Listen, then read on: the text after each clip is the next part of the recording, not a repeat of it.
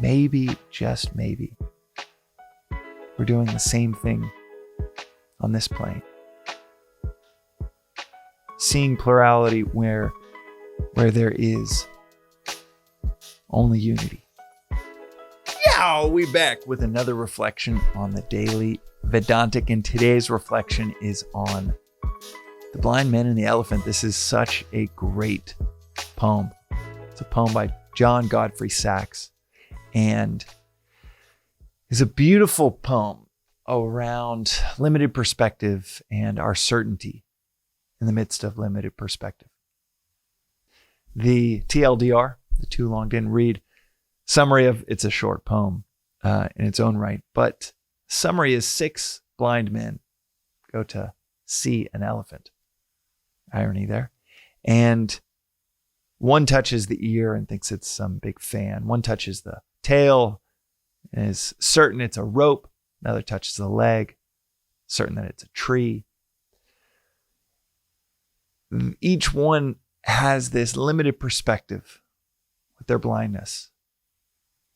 They're in the midst of their blindness. They're still perceiving something with their hands. And with that touch, they are certain. They're certain that what they're perceiving and what they think they're perceiving is what it is.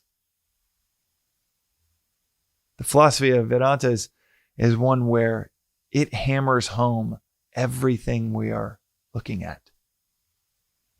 In this pluralistic phenomena where we think there is plurality, what reality is and what is really going on is unity. Seeing a wall and thinking it's separate from the floor. Seeing cars on the highway and thinking they're separate from you and yours. Seeing other people in an office, your home, right outside your door, and automatically thinking, okay, yeah, they are separate from me. There is a plurality of people, of things. This is all a phenomenon, an illusion. We are told over and over again that there is nothing but the infinite. And if the infinite of infinites, what you might call God or supreme being or pure consciousness, any number of names that we have called it throughout history, if it is the infinite of infinites, then it can't stop where you and I start. If God is the infinite of infinites, this goes for anyone that praises a supreme being that they believe is the infinite of infinites. It can't stop where your skin starts. That would be a border around it. It can't stop wherever your vague delineation of your soul would be, because that would be a border. That would be an area that the infinite of infinites does not touch. So if you believe in some spiritual entity that is the infinite of infinites, then by definition, there is just that. God stuff. Ground of being. Great example, a very logical example of where there is a perception of plurality and yet there is unity. It's the example of the dream. Every night we go to bed, and when we have our dreams, our entire worlds that are created by our mind, we think there are other people, there are articles of clothing, there's gravity, there are walls, there's doors, there's drama unfolding. And yet you are creating it all. Your mind is projecting and creating every article of clothing, every pixel of color, every leaf on a tree. You are creating that in your mind. And in that dream, you perceive separate leaves of a tree, separate people. You perceive separate people, separate leaves, separate things. In Sanskrit, it would be called namarupa, name and form. In that dream, if you were to give names to the different forms, You might point and say tree, leaves, people, my wife, my friend. You might say those things if you were to point and distinguish them from the backdrop, the rest of the dream. You might perceive a plurality when in the dream it is unity. There is just your mind creating it. And this is just an elevated version of that, where we can point, we can make noises out of our mouths that seem to convey what we're talking about. Blindly saying, yeah, this is another person. This is a tree. These are separate leaves. This is the beach, separate from the rest of the land. But there is no point in which the beach stops and the rest of the land starts. There's no fine line where one ends and the other begins. There is no fine line between which finger then ends and the next begins. There is no anatomical line where one finger ends.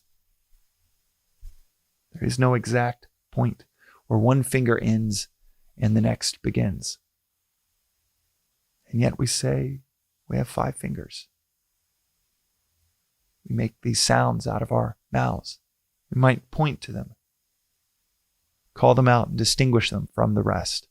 And yet anatomically, philosophically, logically, we are just superimposing a layer of distinction, one finger from another. Of a finger being separate from the whole. And that's what we are told in this philosophy we do every day with other people. Seeing various waves and thinking they're separate from the ocean. The dream is such a great example. You can always, if I could write this on a rock, because of how many times questions around this come up, around the illusion, around the fact that we shouldn't trust our perceptions to be the arbiter of what's real and what isn't. If I could write that on a rock, and I probably should at some point, go back to the dream. The dream is the perfect reference point for a perception of plurality, a perception of individuality, a perception of separation from the whole, and yet you are creating all of it. And maybe, just maybe, this 5,000 plus year old philosophy that's saying this is an elevated version of that. Maybe, just maybe, we're doing the same thing on this plane. Seeing plurality where there is only unity.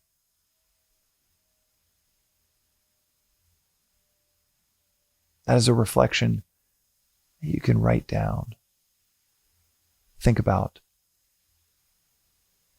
for years. Like the blind men and the elephant. Maybe our certainty around our perception is our fatal flaw, keeping us from seeing what really is. I'll even say that again because it gets at the crux of the misperception.